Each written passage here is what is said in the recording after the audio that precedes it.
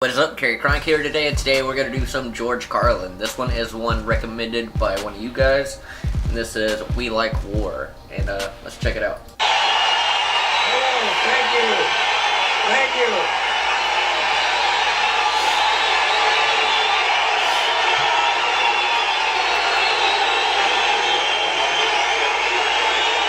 Thank you. Rocking the ponytail.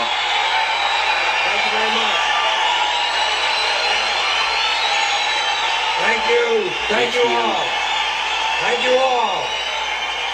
Thank you. And hello, New York. Hello, New York, and thank you. Yeah. Okay. It's a lot of fucking people. It's been a little while. It's been a little while since I've been here, and a couple of things have happened in that time. I'd like to talk a little bit about the war in the Persian Gulf. Big doings in the Persian Gulf. You know my favorite part of that war? It's the first war we ever had that was on every channel plus cable. And the war got good ratings too, didn't it? Got good ratings. Well, we like war. We like war. We're a warlike people. Yeah. We like war because we're good at it. And you know why we're good at it? Because we get a lot of practice. This country's only 200 years old, and already we've had 10 major wars. We average a major war every 20 years in this country, so we're good at it.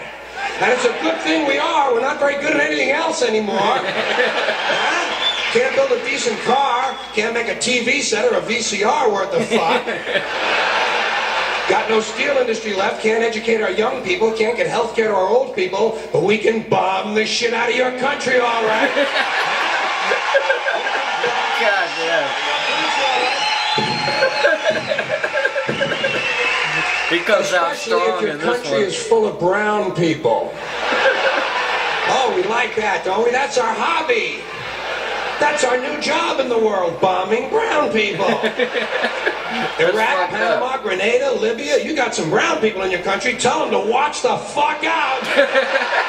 Or we'll goddamn bomb them. When's the last white people you can remember that we bombed? Can you remember the last white, can you remember any white people we've ever bombed? The Germans, those are the only ones, and that's only because they were trying to cut in on our action. They wanted to dominate the world. Bullshit, that's our fucking job.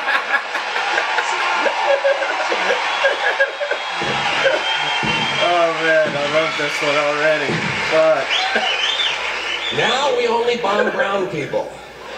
Not because they're trying to cut in on our action, just because they're brown. And you probably noticed I don't feel about that war the way we were told we were supposed to feel about that war, the way we were ordered and instructed by the United States government to feel about that war. You see, I tell you, my mind doesn't work that way. I got this real moron thing I do, it's called thinking. And I'm not a very good American because I like to form my own opinions. I don't just roll over when I'm told to. Sad to say, most Americans just roll over on command. Not me. I have certain rules I live by. My first rule, I don't believe anything the government tells me. Nothing. Nope. Can't blame him though.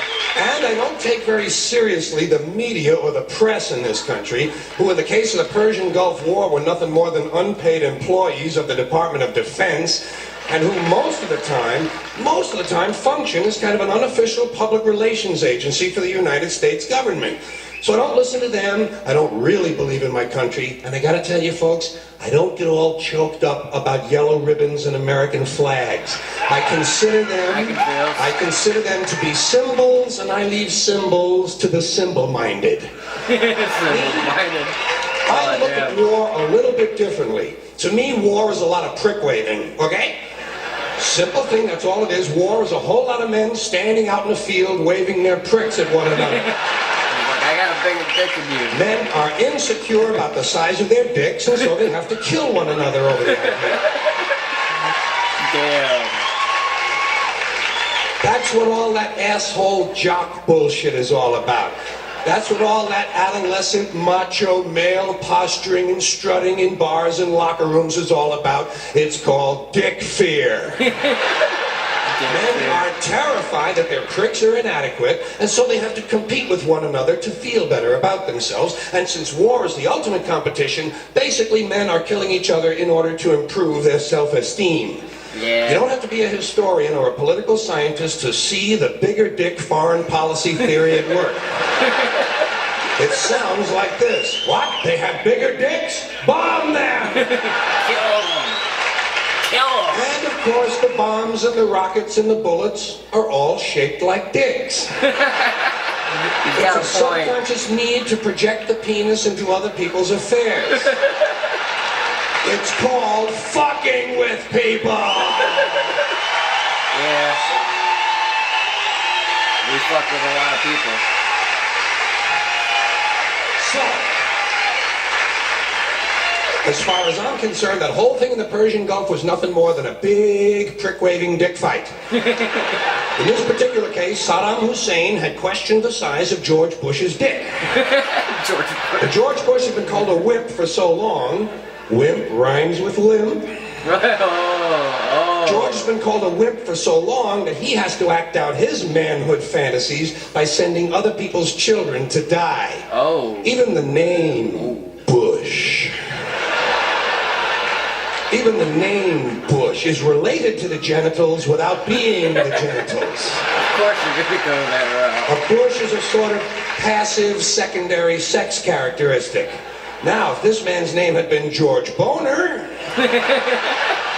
well, he might have felt a little bit better about himself and we wouldn't have had any trouble over there in the first place. It's completely This possible. whole country has a manhood problem. Big manhood problem in the USA. You can tell from the language we use. Language always gives you away. What did we do wrong in Vietnam? We pulled out.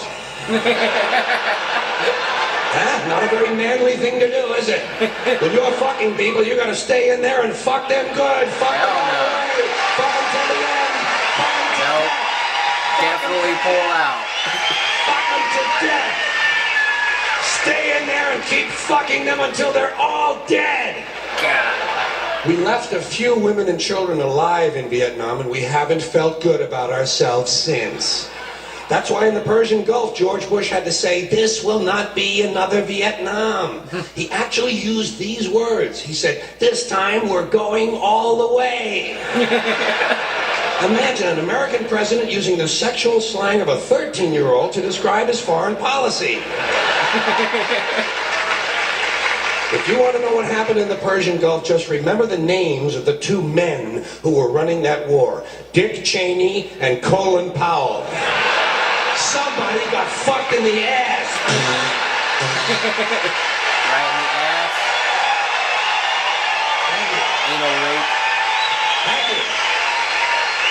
Thank you very much. Well, tell you what. Now, to balance the scale, I'd like to talk about some things that bring us together. Things that point out our similarities instead of our differences. Because that's all you ever hear about in this country is our differences. That's all the Damn media right. and the politicians are ever talking about, the things that separate us, things that make us different from one another. That's the way the ruling class operates in any society. They try to divide the rest of the people. They keep the lower and the middle classes fighting with each other so that they, the rich, can run off with all the fucking money. Yeah, Fairly simple right. thing happens to work.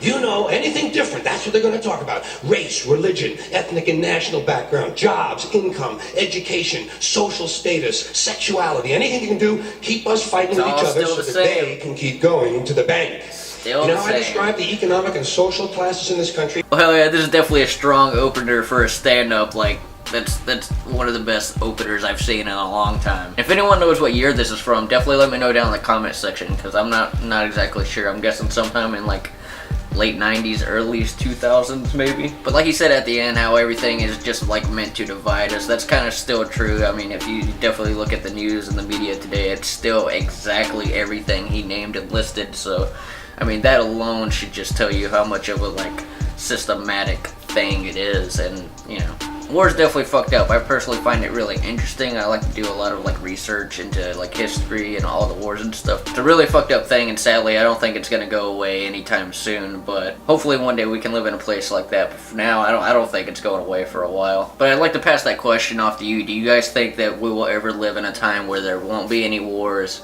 and you know, will we like move beyond that as a species? I think maybe eventually I'm like a 50-50. I'm not exactly sure. Like maybe we will and maybe we won't. I can definitely see how it's possible, but it depends on the road that we take. Let me know your opinions down in the comment section. Also, that'll be the one for today. If you guys got anything else to suggest to react to, let me know down in the comment section. Hit that like button if you're new here. Hit that subscribe button. I will see you in the next one. Peace.